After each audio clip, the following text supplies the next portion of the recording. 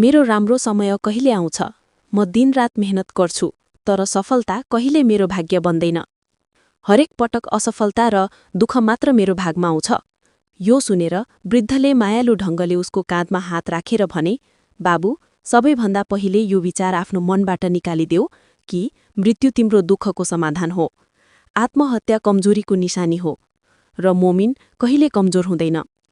जुन कठिनाइहरू अल्लाहले दिन्छन् त्यो तिम्रो इमानको परीक्षा हो। धैर्य गर, मेहनत गर र अल्लाहमा भरोसा राख। इन्शाअल्लाह तिम्रो दिन अवश्य बदलिनेछ। युसुफ हसनले काँपेको आवाजमा भने, हे वृद्ध, तपाईँ ज्ञानी हुनुहुन्छ। कृपया मलाई बाटो देखाउनुहोस्। बताउनुहोस् कि मेरो राम्रो समय कहिले आउँछ। वृद्धले युसुफ हसनतर्फ हेरेर भने, बाबु, म तिमीलाई अवश्य मद्दत गर्नेछु र तिमीलाई बताउनेछु कि राम्रो समय आउने सङ्केतहरू के हुन्। तर त्यो भन्दा पहिले तिमीले मेरा केही कुराहरूमा अमल गर्नुपर्नेछ। युसुफ हसनले नम्रतापूर्वक भने, हे वृद्ध, तपाईँ जे भन्नुहुन्छ म सबै मान्न तयार छु। बस मलाई बताइदिनुहोस् कि मेरो राम्रो समय कहिले र कसरी आउँछ। वृद्धले मुस्कुराउँदै भने, सबैभन्दा पहिले मेरो कुरा ध्यानपूर्वक सुन। यदि तिमी चाहन्छौ कि तिम्रो राम्रो समय छिट्टै आओस् भने हरेक दिन चराहरूलाई दाना हाल, विशेष गरी ती चराहरूलाई जो तिम्रो घर नजिक आउँछन्। यो सुनेर युसुफ हसन छक्क परे र केही रिसले भने, तर मलाई चराहरू पटक्कै मन पर्दैन। जब पनि तिनीहरू मेरो ढोकामा आउँछन् म तिनीहरूलाई भगाइदिन्छु। चराहरूको मेरो भाग्य वा राम्रो समयसँग के सम्बन्ध? वृद्धले नम्रतापूर्वक भने, यही त तिम्रो परीक्षा हो बाबु। प्राय मानिसहरू आफ्नो दुःख र रिसको अवस्थामा ती सङ्केतहरूलाई आफै टाढा गरिदिन्छन् जुन अल्लाहको तर्फबाट रहमत बनेर आउँछन्। चराहरू वास्तवमा कल्याण र समृद्धिको प्रतीक हुन्। यदि तिमीले तिनीहरूको स्वागत गर्यो भने तिम्रो लागि रिस्क र सहजताका ढोकाहरू खुल्नेछन्। युसुफ हसन चुपचाप भए। अन्ततः उनको कुनै विकल्प थिएन। उनले वृद्धको कुरा माने र घर फर्किए। अर्को दिनदेखि उनले आफ्नो ढोका अगाडि दाना हाल्न सुरु गरे। सुरुमा मन मान्दैन थियो, तर बिस्तारै उनलाई महसुस हुन थाल्यो कि घरको वातावरण पहिले भन्दा राम्रो भइरहेको छ। जब पनि चराहरू उनको ढोकामा आएर दाना टिप्थे, उनलाई मनमा एउटा अनौठो खुसी र शान्ति मिल्न थाल्यो। उनको मनले भन्न थाल्यो कि सायद साँच्चै उनको जीवन बदलिनेवाला छ। एक हप्तापछि युसुफ हसन फेरि वृद्ध कहाँ गए र भने, मैले तपाईँको आज्ञाअनुसार हरेक दिन चराहरूलाई दाना हाल्न सुरु गरेको छु र अब अनौठो कुरा यो छ कि मलाई लाग्छ कि मेरा दिनहरू सुध्रिन थालेका छन्। मानव कुनै खुसीको खबर नजिक छ। यो सुनेर वृद्धले मुस्कुराउँदै भने, बाबु, यही नै वास्तविक रहस्य हो। प्राय मानिसहरू आफ्नो दुःख र रिसमा ती सङ्केतहरूलाई आफै तिरस्कार गरिदिन्छन् जुन उनीहरूको राम्रो समयको सुरुवात हुन्छन्। चराहरू अल्लाहका सिर्जना हुन् र तिनीहरू तिम्रो घरमा अल्लाहको रहमतको सन्देश ल्याउँछन्।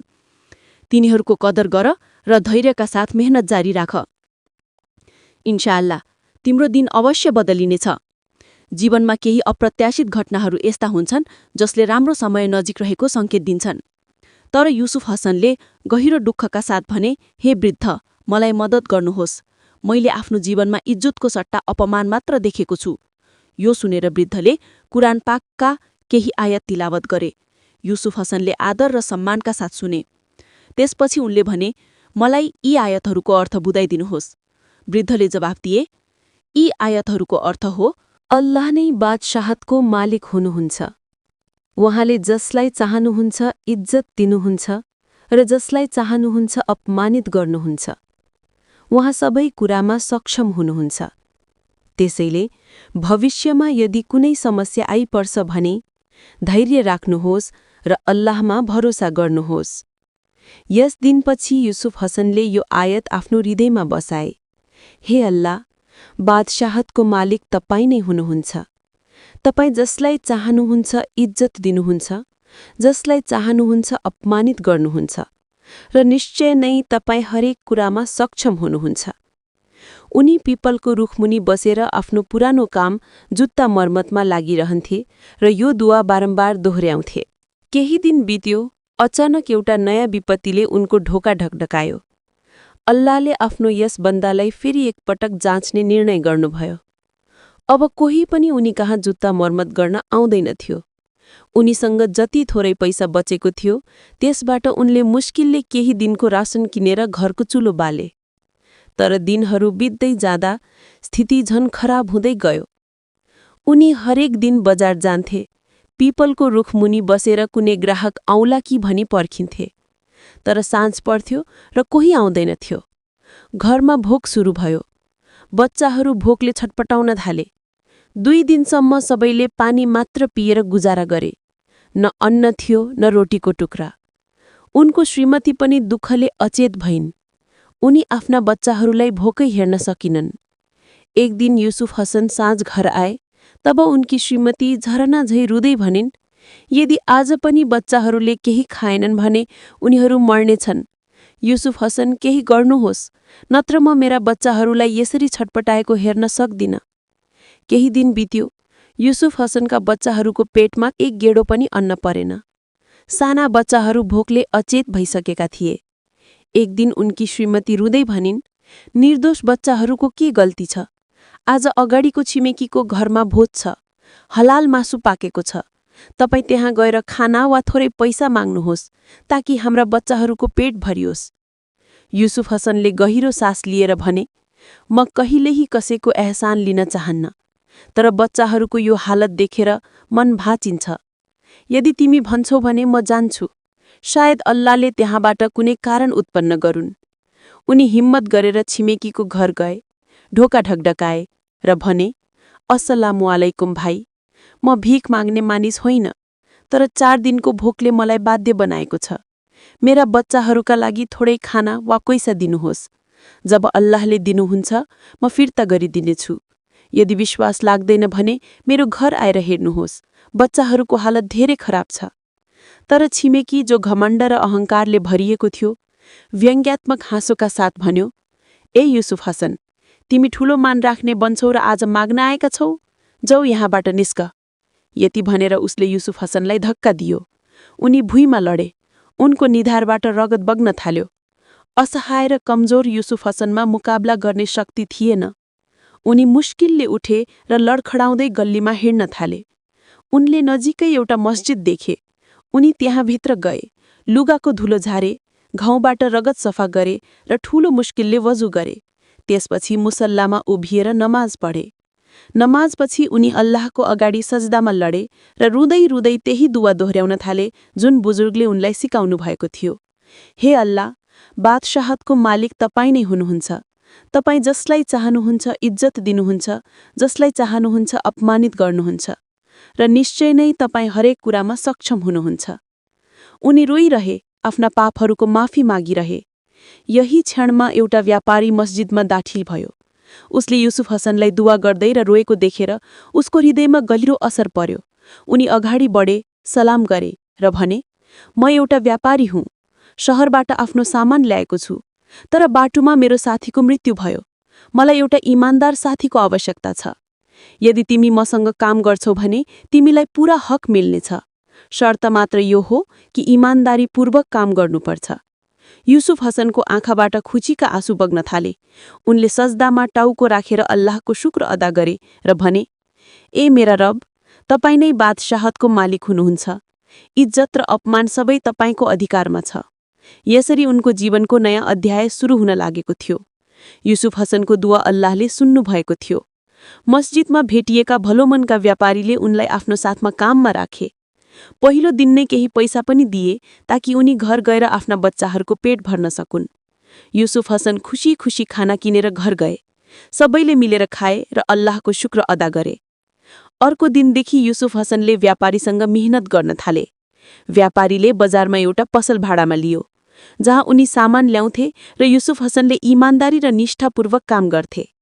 धेरै वर्षसम्म यो कारोबार चलिरह्यो र बिस्तारै बिस्तारै युसुफ हसनको अवस्था बदलियो। अनि एक दिन व्यापारीले भने, युसुफ हसन, मैले जीवनमा तिमीभन्दा इमानदार र मेहनती मानिस देखेको छैन। तिम्रो कारणले हाम्रो कारोबार धेरै बढ्यो। अब म आफ्नो शहर फर्किँदैछु। यो पसल र सारा कारोबार तिम्रो हो। बस मलाई तिम्रो दुआमा याद राख्नु। यसरी पसल युसुफ हसनको नाममा भयो। उनले कारोबारलाई अझ विस्तार गरे र अल्लाहको कृपाले शहरको सबैभन्दा धनी व्यक्ति बने। उनले एउटा शानदार घर बनाए र त्यसको ढोकामा यो आयत कुन्दाए, अल्लाह बादशाहतको मालिक हुनुहुन्छ, जसलाई चाहनुहुन्छ इज्जत दिनुहुन्छ र जसलाई चाहनुहुन्छ अपमानित गर्नुहुन्छ, र उहाँ हरेक कुरामा सक्षम हुनुहुन्छ। युसुफ हसनको घरमा हरेक दिन खाना बन्थ्यो र जो पनि गरिब आउँथ्यो उसले इज्जतका साथ खाना खान्थ्यो र खाली हात फर्किँदैनथ्यो। चराहरूका लागि पनि उनी हरेक दिन दाना र रोटी हाल्थे। एक जाडोको साँझ युसुफ हसनको ढोकामा एउटा बुढा काँपिरहेको मानिस आयो। उसका लुगा फाटेका थिए र भोक र बिरामीले उसलाई कमजोर बनाएको थियो। युसुफ हसनले तुरन्तै उसलाई भित्र बोलाए, नयाँ लुगा दिए र तातो खाना खुवाए। तर उसको अवस्था देखेर नोकर रोयो। युसुफ हसनले सोधे, बाबु, तिमी किन रोइरहेका छौ? नोकरले काँपिरहेको आवाजमा भन्यो, सरकार, यो त्यही घमण्डी व्यक्ति हो जसले धेरै वर्ष अघि तपाईलाई आफ्नो घरबाट धक्के दिएर निकालेको थियो। त्यस दिनमा म मेरा बच्चाहरूका लागि मात्र 2 छाक खाना माग्न आएको थिएँ, तर तिमीले मलाई अपमानित गरेर खाली हात पठाइदियो। यस निधारमा आज पनि त्यो घाउको निशान बाँकी छ। तर सुन, मैले त्यस बेला पनि अल्लाहमा भरोसा गरेको थिएँ र आज पनि उहाँमा मात्र विश्वास राख्छु। अल्लाह नै हुनुहुन्छ जसले जसलाई चाहनुहुन्छ इज्जत दिनुहुन्छ र जसलाई चाहनुहुन्छ अपमानित गर्नुहुन्छ। यथोक सुनेर घमण्डी छिमेकीको आँखाबाट आँसु बग्न थाले। उनी रुँदै भने, हो भाइ, आज म आफ्नो गल्ती स्वीकार गर्छु। मेरो कारोबार बर्बाद भयो, श्रीमती र बच्चाहरू मबाट टाढा भए। घमण्डले मलाई अपमानको अन्तिम बिन्दुसम्म पुर्यायो। साँच्चै मानिसले धनमा घमण्ड गर्नु हुँदैन। युसुफ हसनले नरम भएर भने, निराश नहौ, अल्लाह धेरै दयालु हुनुहुन्छ। यदि तिमी साँचो मनले पश्चाताप गर्छौ भने अल्लाहले तिमीलाई माफ गरिदिनुहुनेछ। त्यसपछि उनले उसलाई माफ मात्र गरेनन्, तर केही पैसा पनि दिएर भने, यो लिनुहोस्, आफ्नो जीवन फेरि सुरु गर्नुहोस्। मेरो मन चाहन्छ कि म तिमीलाई त्यही सहारा देऊ जुन त्यस बेला मेरा रबले मलाई दिनुभएको थियो। बुढो छिमेकी युसुफ हसनको खुट्टामा लडे र दुआ दिन थाल्यो, अल्लाह तिमीलाई सधैँ सलामत राखुन्, तिम्रो जस्तो भलो मन नै वास्तविक धन हो। यस कथाबाट हामीले यो पाठ सिक्छौं कि जीवनको वास्तविक शान्ति र सफलता घमण्ड र धनमा होइन, तर धैर्य, कृतज्ञता र अल्लाहमा भरोसामा छ। जुन मानिसले मुश्किलको समयमा हिम्मत हार्दैन, निराशाको साटो दुआ र धैर्य अपनाउँछ, अल्लाहले उसलाई त्यो स्थान प्रदान गर्नुहुन्छ जसको उसले कल्पना पनि गर्न सक्दैन। हामीले कहिल्यै कुनै गरिब वा असहायलाई तुच्छ ठान्नु हुँदैन, किनभने समय सधैँ एकनाश रहँदैन। आज जससँग केही छैन, भोलि ऊ इज्जत र धनको मालिक हुन सक्छ, र वास्तविक इज्जत त्यसैको हो जसले अरूलाई मद्दत गर्छ र मानिसको हृदयमा स्थान बनाउँछ। यहाँ युसुफ हसनको धैर्यता, अल्लाहमाथि भरोसा र असल नियतलाई चित्रण गर्ने एउटा तस्विर छ।